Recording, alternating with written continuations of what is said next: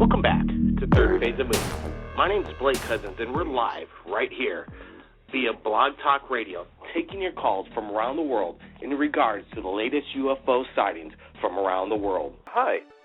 Hi there. Hi. I called like 2-3 like a month ago. Yeah. You called me by the name of Mark. That's not really my real name. I was talking like when I was abducted when I was like real young. I was 3 years old. And you said you wanted to get in touch with me and talk to me more about it? Yes, Mark. Yeah. Welcome back to the show. It was a very sensitive, conversation we had, and you were getting some criticism, and we apologize for that. We have open minds. People. I've been criticized all my life on it. So. People came to your defense on Third Phase. I mean, when people share their stories here at Third Phase, we want to hear both sides, but. The ridicule that you received, you had a lot of Third Phase of Moonnights backing you up. So welcome back. Can you go back into what happened when you were 3 years old and describe in kind of detail when it first started and you realized you were being visited by, aliens from another planet? Well, I first started realizing I was seeing aliens and being abducted by them when I was like 3 years old. I'd keep telling my parents I keep seeing gray men in my window. They weren't really gray. They were, off-whitish, and with the light from the ship or whatever, they looked gray.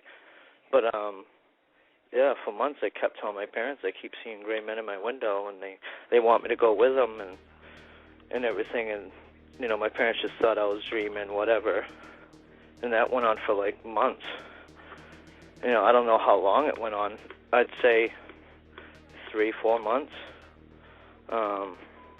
After a while, did your parents, to this day, do they still discredit your story, or do they believe your story now? No, my parents didn't believe me until one night my father woke up and seeing the ship right in front of the house with me waving back at him from inside.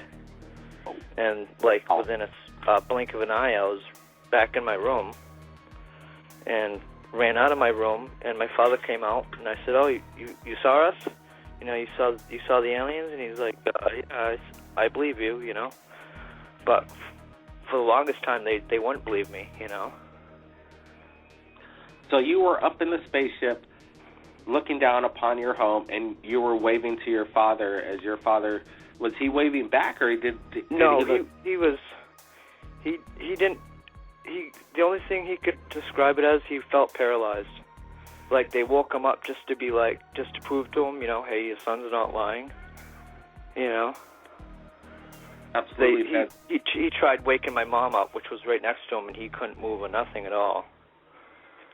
Yeah, the strange paralysis has been reported over and over here at Third Phase in regards to alien abductions. They feel that they can't move, they're paralyzed, and they're just basically, they could see and they could think, but their body is absolutely paralyzed. We're going to, Mark, right. stand by. We're going to just take a call here from, I'm not exactly sure, 989, welcome to Third Phase Moon. Do you have any questions for Third Phase or Mark in regards to his UFO and alien encounters? You talking to me? Yes, sir. Welcome to Third Phase. Well, Mark, that same thing happened to me when I was younger, so I believe you. But here in the last year, I've had a dozen sightings. Beginning of the summer, a diamond shaped with a plasma in the center. I reported it to Mufon, who sent me a picture the very next day of exactly what I saw. So it was being seen other places. And can you tell us what country this was in? This was in Michigan. And about what time? In the evening, about 8 o'clock the first time. So you're saying that Mufon provided you a picture of a sighting of the same object you saw that happened at the same time in, pretty much the same area? At the same day in Tennessee. Well, if anybody out there saw anything, can you tell us what date this was? I'd have to look that up for you, and I just don't have it. Sure. We've had some video from Tennessee submitted to us at Third Phase. I can't actually recall what video. We have over 600, but yeah, there's some sightings coming out of Tennessee as well as all over the world. I got a question for you, Blake. Yeah, go for it. Since there was about a dozen sightings, one time it was aggressive. One time I had a landing in the yard, witnessed by other people, that left marks in the ground. And I got a letter yesterday, and I want to know if you recognize the name. It's the John E. Mack Institute. They're doing a show called Experiencers. Have you heard of this? The Johnny Mack Institute, we've been talking to national television in regards to all kinds of aspects, and, some things I really can't comment on. But as far as your experiences, show, there's many experiences throughout the world. I think, over 6 million possible abductees happen every year in the United States alone. So I'm sure networks are finally getting educated and smart enough to go after the stories. It appears because the show's name is going to be Experiencers, and it's through the John E. Mack Institute, and it's going to be on television. And I just thought maybe you would recognize the people, the institute or something like that, kind of verify that they were on the up and up. Well, I incline everybody to do their research first before submitting or speaking to people out there. At Third Phase of Moon, we're direct. We take people's submissions of UFO sightings, and we talk to every person that's submitted the video. So we have a pretty wide network. People trust Third Phase. Hey, Mark, you spoke last time about residual residue from the alien spacecraft and a dead tree in your area, Mark? Yes. My name's not really Mark, but I go by it on this show.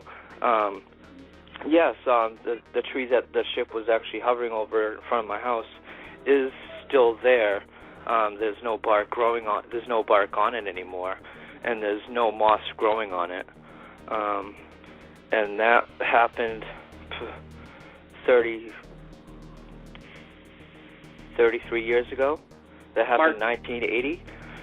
Mark, can you send us pictures here at Third Phase of the tree that you're talking about? We don't want to show exactly where you're at, but if you could get a picture of that tree and maybe we could take a look at it, that'd be great. Well, I see that the tree that's dead it's dead on the ground. It's buried in snow right now. But there's the tree that is that was behind that tree that still has dead branches on it from the residual burn, Mark. I guess there could be samples. I know there could be definitely samples in that because that's untouched. But where the ones on the ground is and there's no bark on it, I don't know if they'd be able to get anything out of that one. Well, it's an interesting case. We're going to take a call coming in from 818 wants to chime in here at Third Phase of Moon. Welcome. Hey, Blake, how you doing? Is this Dr. J. Andy Elias? This is. I'm doing great. Hey, welcome to the show. Hey, can you give on any insight? I remember we had some comments basically about Mark that this was some kind of hoax, the 3-year-old abducted story, and maybe it was a hoaxer from the Art Bell famous Area 51 sequence that was on Coast to Coast with, I'm not exactly sure if it's George Norrie, one of the DJs. What do you think about that, John? Honestly, Mark sounds genuine. It's definitely not him. I don't care what the people say. They actually accused me of being the same person who called in. That was ironic. Nonetheless, Mark's story is first of all, his voice is different than the guy. There's similarities, but that doesn't mean it's the same. And on top of that, Mark's story is very credible. There's a lot of people that back him. Mark, if I were you, I'd go seek some hypnotic regression if you're ready for it. Speak to one of the Mufon people near you, and definitely if you can get Blake the photographs. I wanted to tell and ask Mark one simple question. before you called in a couple weeks ago, have you ever spoken to Blake Cousins, made any contact to Third Phase of the Moon prior to that first call? No, I haven't. This is the first time. See, the reason I called him was because I contacted Mufon myself, wanted them to have people come here and take tree samples. They wanted me to get the tree samples and send them to them, and I was adamant that I did not want to do that because I didn't want them to think that I tampered with them in any way. So I wanted them to be here in person when I went up to the tree to get the branches, because these branches are, 80 feet off the ground, and there's no way that, I could go up there and tamper with them. And I wanted to get them down, cut the samples for them and give them to them, so they verify that I didn't tamper with them in any way, And okay, John, you had a question for Mark? Can you describe the occupants on the craft? The occupants of the craft were just what everybody else normally sees, is the little gray men. I mean, they were, no taller than I was. They're, 3-4 feet tall, big heads, big eyes, and spoke telepathically. How many of them were there? I saw 3 of them.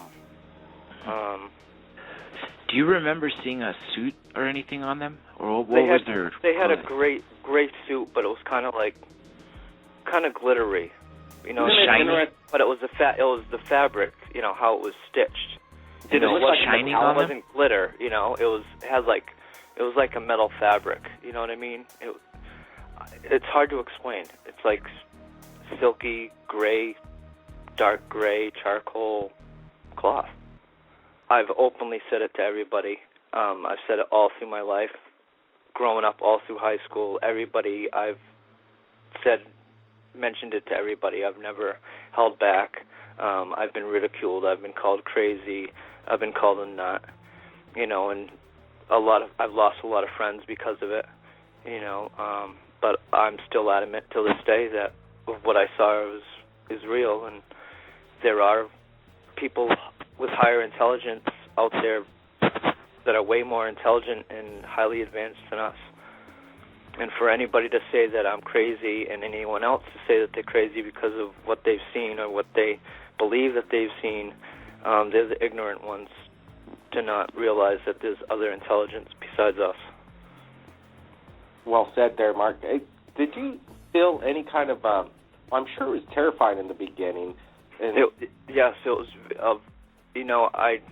I never had a childhood because of that. It made me look at life a lot different, question beliefs, question religion. My grandfather was really religious, always wanted us to go to church and be baptized, and he never understood, that I meant that, who is God? They could be God. I believe in all beliefs. If it says in the Bible that God created man in His image, in our image, the gods created man in our image, and if you put all religions together, they all mean pretty much the same thing. So it's pretty much believe in what you want to believe.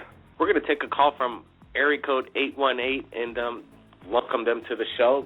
This is Blake Cousins. Do you have anything you want to chime in on what you've heard so far, or have you had a UFO sighting yourself? Oh, yeah. Hi, this is Jesse from North Hollywood. I actually had a question for your guest, Mark. Yes. Yeah, Mark, what I seem to have noticed in a lot of these abduction cases is that abductions tend to occur along familial lines. Has anybody else in your family experienced any odd abduction type thing? I don't know. If they have, they probably wouldn't have said anything. I don't know. I've never really asked any family members. I've never had any family members say anything about it. Well, let me ask you this. This is probably a difficult question. I mean, do you have any kind of inkling why these beings would have chose you? Is there something special or something unique about you, or maybe when you were abducted, did they communicate any of those ideas to you? Well, I'm not sure. See, I remember, like, playing with kids, but they weren't kids. So I know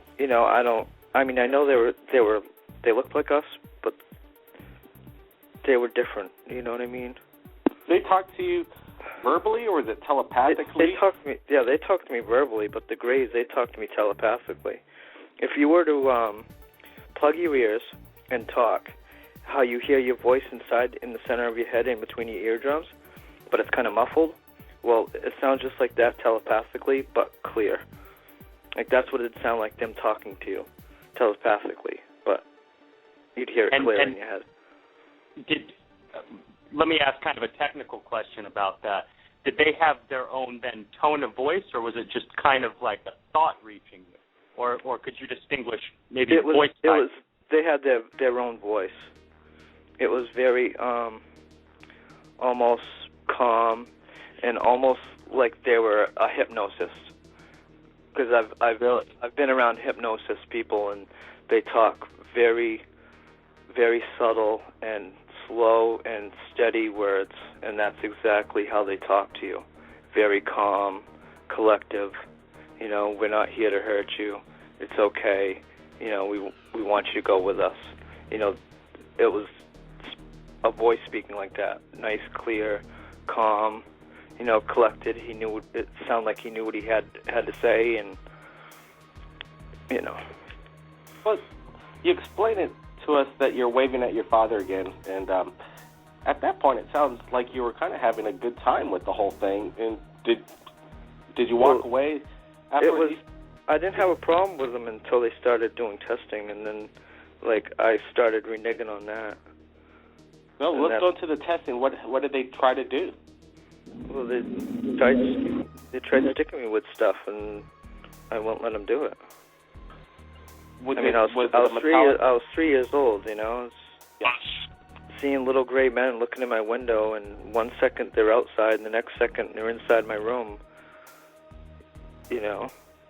I mean, what I remember, it looked like a Chinese chopstick that touched my head. But I guess now, seeing all these other UFO stuff, I guess it's some type of device that they use. But to me, I thought it was a chopstick.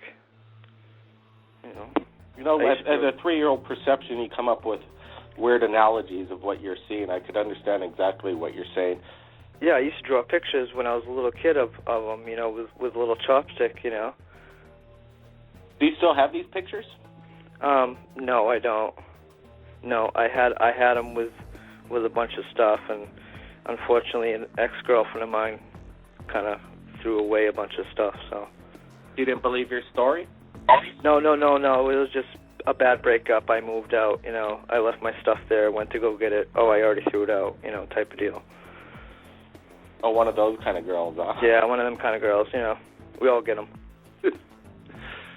Like I said, when I called Mufon, told them that I wanted people to come here so I can get samples for them, and they said, well, we don't have anybody in this area, but if we can get somebody in this area, we'll give you a call and, you know, set up an appointment. Well, like 2-3 weeks later, here comes a black SUV with 5 antennas on it, and these 2 clean-cut guys look just like, you know, military men in black or whatever you want to call them. Supposedly they said they're from Mufon.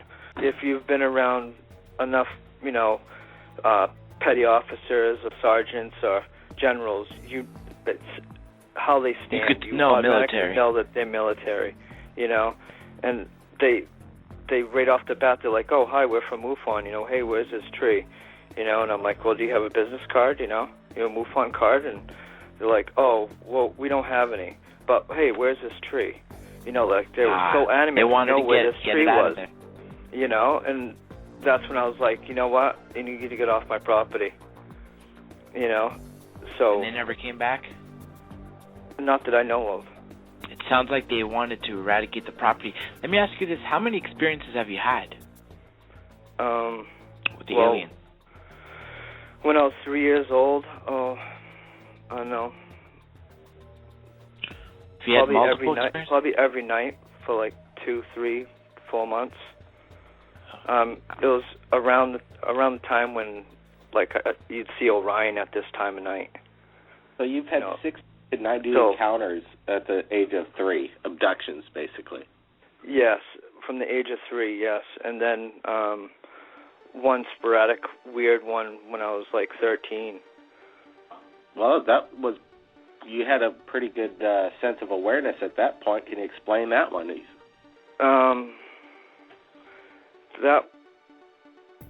That was weird.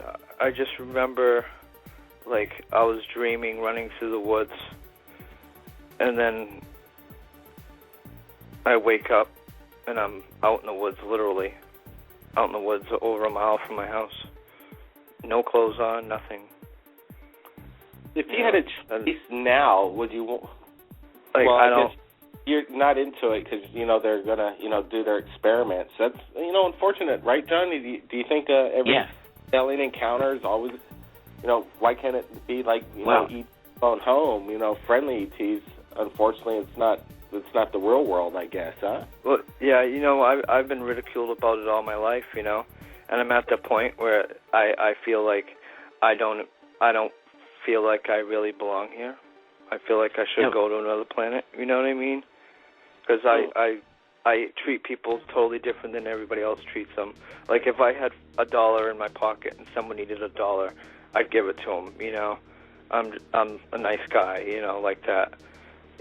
Like, I try and be passive, and be nice with everybody, no matter who they are, and people will just look at somebody just because, like, I have long hair. Just because I have long hair, people assume that I'm gay, or people assume that, I'm a druggie. You know what I mean? People judge people on how they look, and I don't do that to people, and it's just an accumulation of everything that I've dealt with in my life. Well, you're acting as love thy neighbor, which is what the first caller said. Yes, that's the way and I feel different. I feel totally different. I don't know if it's because of them, or if it's because I've dealt with diversity. I've dealt with people ridiculing me and stuff, so I try and be nicer to the people that have been ridiculed. You know what I mean? Because I know how they feel. Empathize. I empathize with them. I know how you feel to be, the outcast, the different person. Mark, you should seek out some local UFO groups, but I wanted to ask you, when was your latest encounter, the last encounter? Because apparently from what other researchers are saying, they took you at 3, they took you at 13, which is consistent with what other researchers say. They take you as a baby, as a toddler, when you're in your mother's stomach, when you're a teenager, early teenager, then they take you again. That's probably when you were after puberty, I'm guessing, because that's when they first would take your first sperm. Each time I've seen these over the past year, I'm a curious man. I should have stayed out there and gawked. I walked in the house like nothing happened and went to bed.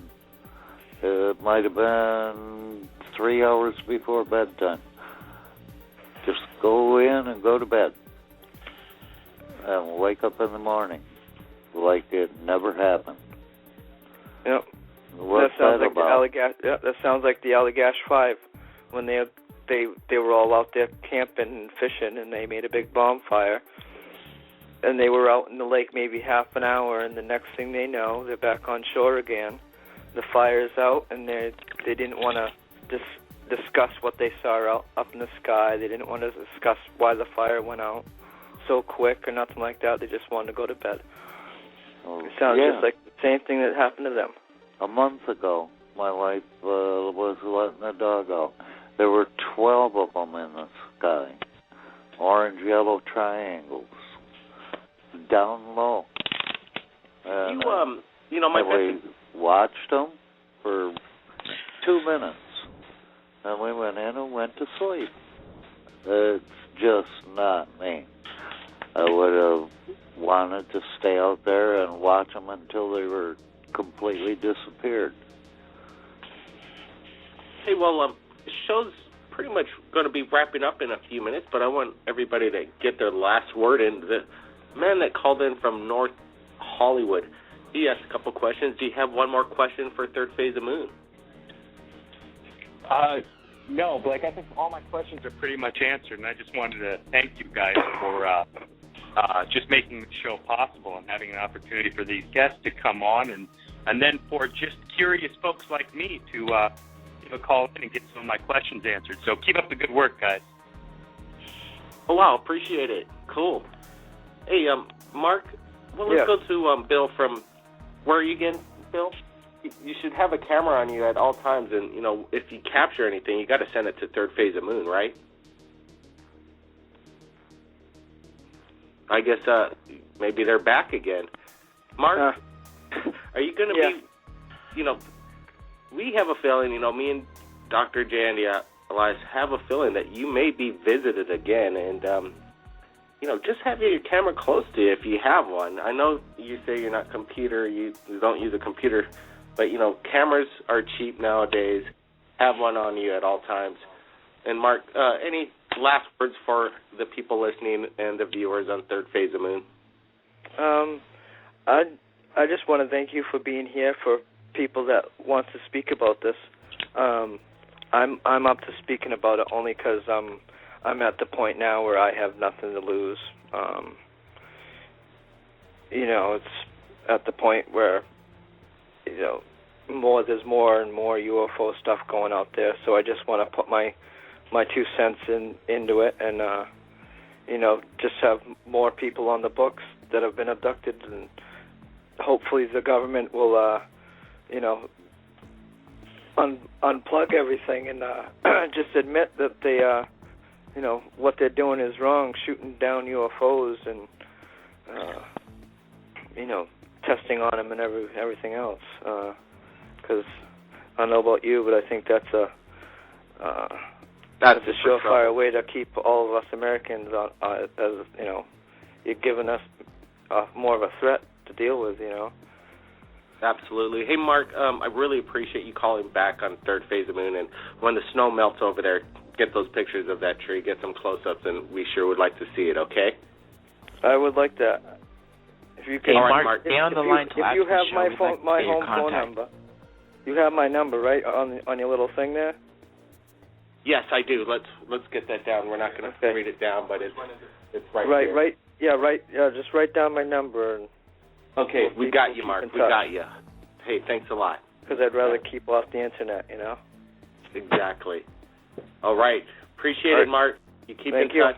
We'll keep in touch. Thank you. Wow, Dr. Jandy, we asked back a couple episodes, radio shows ago, if Mark could call back, and he did, and it was sure good to hear his side of the story. What do you say? Oh, it absolutely was, Blake. I bet the fans were waiting for it. They were demanding it. They were asking for it, and we asked for it too, and he applied. He replied, and he had a good show, and I think today was a success, Blake. Keep up the hard work, and we all appreciate it, and obviously you can tell the fans are really appreciating it too. Appreciate it, John. Yeah, the video, I think, over almost 250,000 views in a week. People wanted to hear Mark's story again and more detail. So, yeah, it's been awesome, and I look forward to your show and interview with Dr. Roger Lear. Tell our viewers what time it's playing again tomorrow. That's right. It's Saturday tomorrow, which is March 30th, and it's going to be at 11 a.m. to 1 p.m. Eastern Standard Time with Dr. Roger Lear. We're going to be talking about abductions and, the implants and all the lab reports that have come from them. Blake Cousins will be joining us as well, right, at the end of the hour. And on top of that, don't forget, April 11th, we have the primetime debut on freedomslipsagain.com, same radio station, from 8 to 10 p.m. with Dr. David Jacobs, who's also going to be talking about abductions. So both of them will be great shows. Absolutely incredible. And we do have a possible lineup with Robert Schaefer, debunker, skeptic, against nuclear physicist Stanton T. Friedman in the future. Hey, thanks again, John. Thank you, Blake. Anytime. All right. This has been an amazing show. Again, both sides of the stories. People ask the questions. and there are answers to their questions. And if anybody out there has captured anything amazing in regards to UFOs, you could contact Third Phase of Moon via Skype or Facebook. My name's Blake Cousins. Keep your eyes on the skies, and we'll see you again next time. Phase of Moon.